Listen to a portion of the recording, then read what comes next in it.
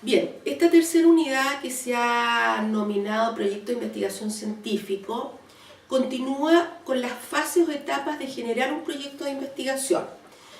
En esta tercera unidad hay elementos de entrada que son relevantes considerarlo y particularmente se refiere a los marcos de antecedentes que sustentan esta investigación.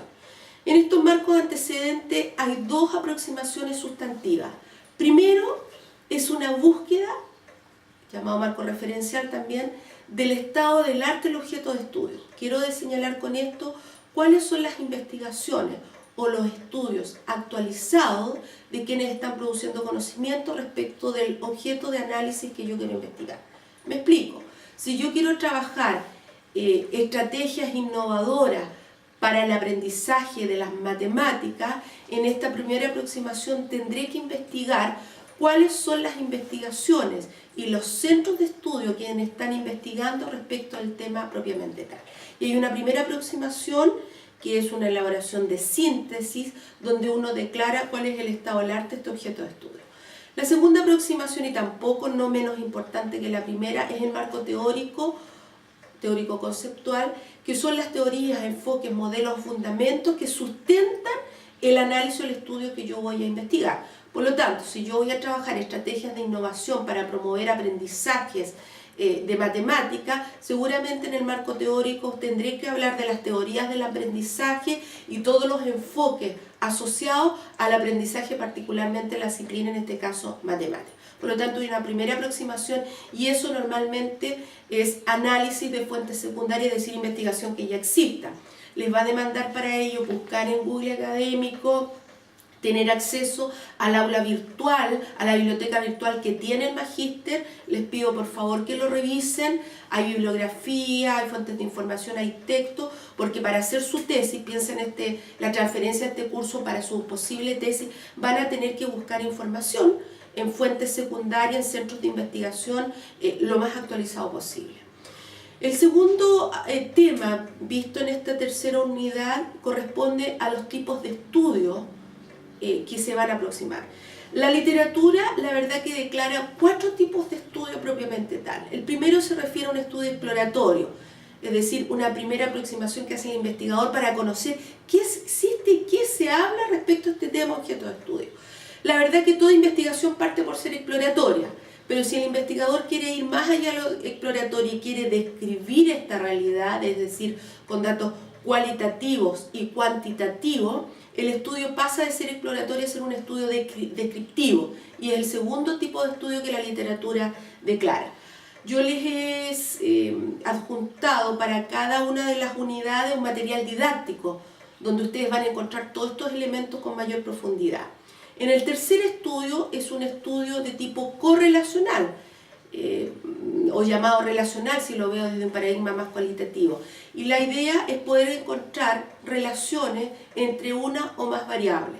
Estas relaciones no implican inferencia causal en lo absoluto, no implica que el comportamiento de una variable depende de otra, pero sí existe un cierto tipo de relación y desde un paradigma cuantitativo se puede cuantificar la fuerza y dirección de ese tipo de relación. Y para eso trabajamos con un estadígrafo, que es una correlación y que de alguna manera ustedes lo van a encontrar con mayor detalle en el material didáctico que señala.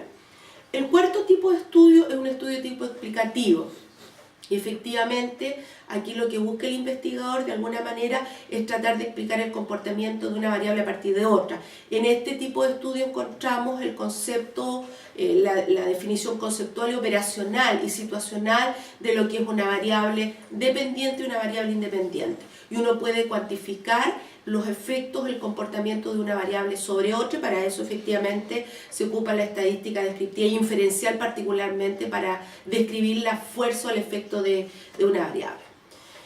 El tercer tema también visto dentro de esta unidad es justamente los tipos de diseño. Y en los tipos de diseño la literatura habla de 2 tipos de diseño. Los diseños que son de tipo experimental, y para eso hay un libro que es básico, el libro de Campbell y Stanley, que son investigaciones en el ámbito de ciencias sociales, estudios experimentales y cuasi experimentales en ciencias sociales, donde en realidad los autores declaran 3 tipos de niveles. En los tipos de diseño experimentales están los preexperimentales, los cuasi experimentales y los experimentales propiamente tal. La verdad que en investigación en el ámbito de la ciencia social y particularmente en educación nosotros nos movemos básicamente en estudios preexperimentales y cuasi experimentales, donde en realidad trabajamos con muestras conformadas, es decir, muy difícil es que podamos asignar aleatoriamente los sujetos para conformar las muestras porque los cursos son muy pequeños. Entonces difícilmente uno puede hacer esa realidad, por lo tanto trabaja con cursos ya formados.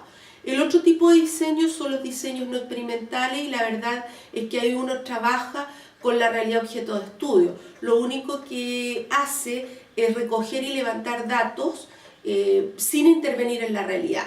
Dentro de los estudios no experimentales hay particularmente son los estudios tipos transversales, estudios longitudinales y estudios tipo panel. Nosotros normalmente en el ámbito educativo trabajamos estudios de tipo transversal, es decir, donde recogemos la realidad o datos de la realidad en un solo momento, sin intervenir en esta realidad. Y normalmente o aplicamos un cuestionario o recogemos datos de fuentes secundarias o aplicamos una prueba. Ahora, si el investigador quiere seguir esta realidad objeto de estudio que conforma un conjunto de estudiantes, de muestras, normalmente pasan a ser estudios tipo longitudinales. Y esos estudios tipo longitudinales son los estudios llamados de cohorte, donde uno sigue a los estudiantes en el tiempo para ver rendimientos académicos, entre otros aspectos.